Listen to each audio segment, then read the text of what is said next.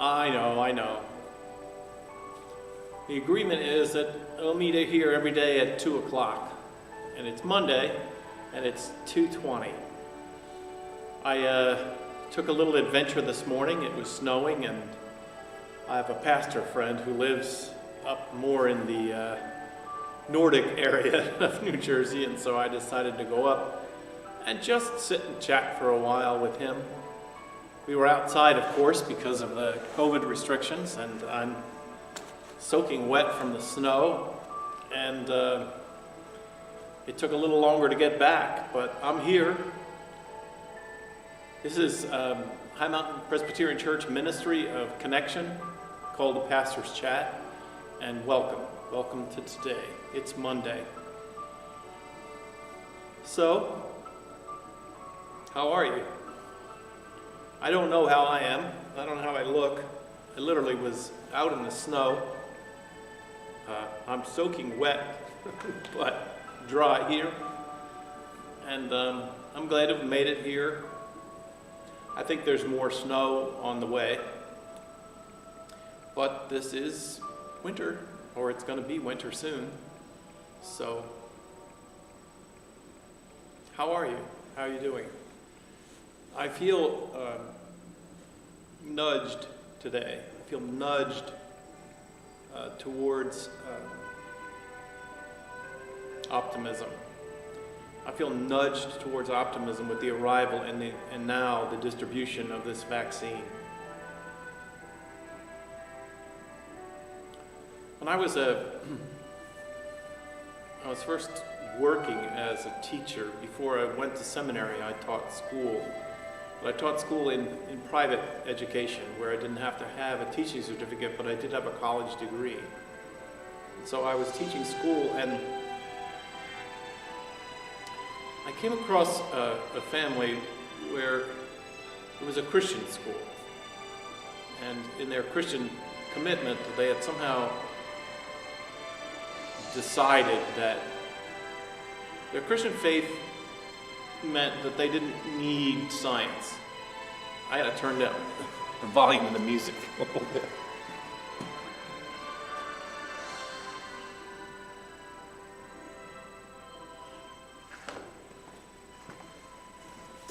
And they decided that their faith was sufficient for everything. And that if they had faith, they didn't need even some of the most basic medical care. I saved that yawn from 2:10 to now. But one of the things they had decided to do was that when their child was very young, they had decided to reject the polio vaccine. And their daughter contracted polio. It was very rare in my life. You didn't see children with the disease of polio. And yet their daughter had polio.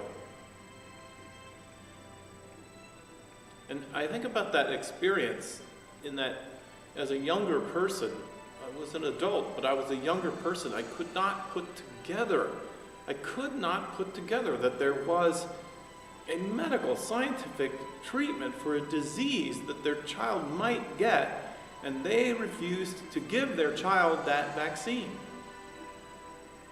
And the child got polio, the disease which had been, even at that time, had been mostly wiped out in human experience through the vaccine.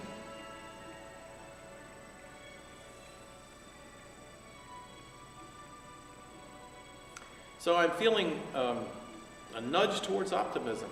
And my nudge towards optimism is gratitude for human ingenuity, grateful for science and research, grateful for the progress that we make, although it always brings new challenges, but the progress that we make in medicine and how much further, how decent our lives are because of science and because of medicine and because of research.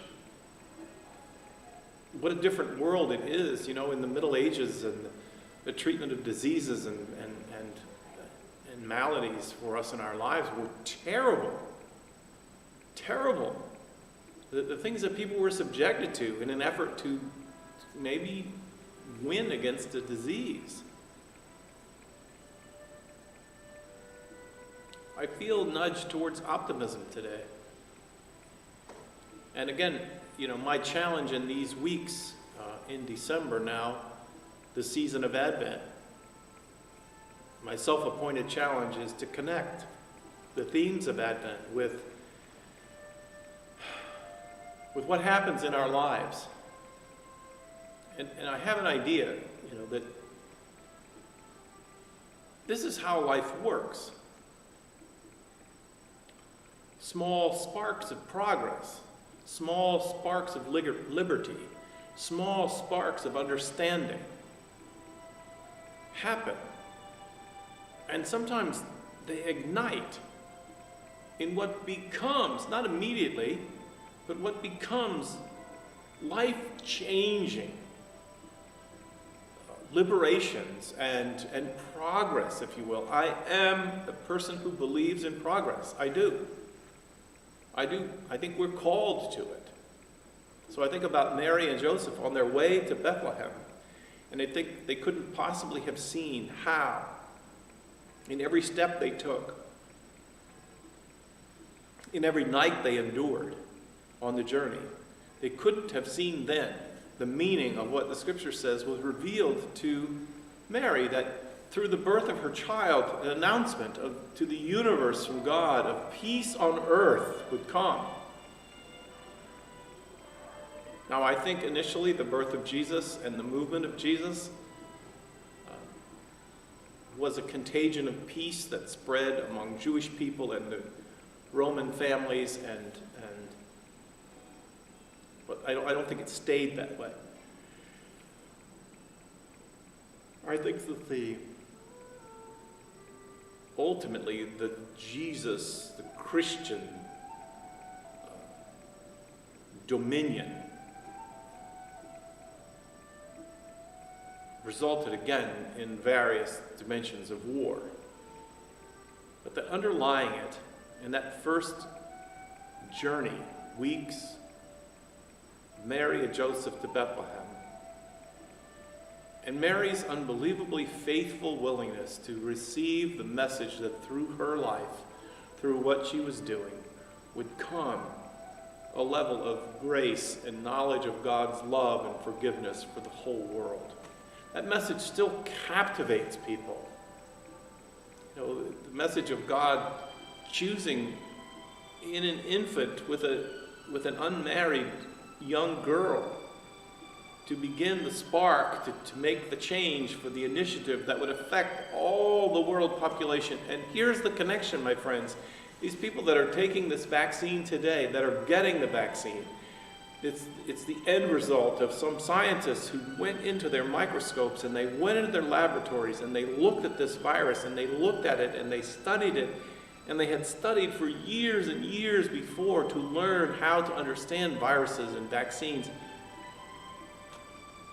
Today, people are getting vaccinated, protected against this outrageously contagious virus, deadly virus.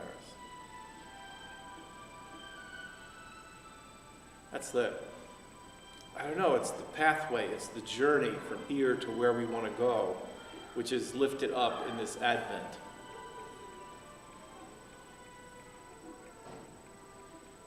Friday, I was talking about two great themes of Advent. One is focusing on Mary and Joseph.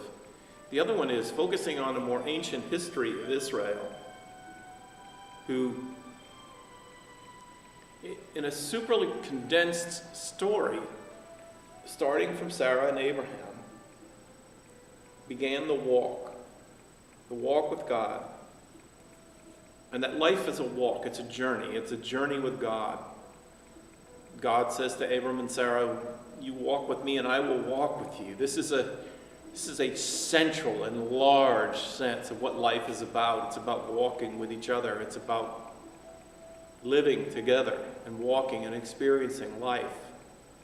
And God says, I will walk with you and you will walk with me. And then together, acknowledging the brokenness of the world, God says to them, and through you, I will bless all the families of the earth.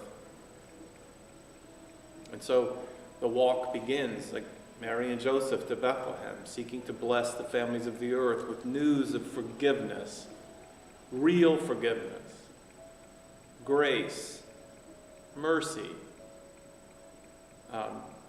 Sarah and Abram walk with God. They're not perfect, not even close. They walk with God, and through the initial sense of their having a family and children and a place to be, they were a blessing. They were friendly. They were good neighbors. They were blessed. They were a blessing to the families of the earth.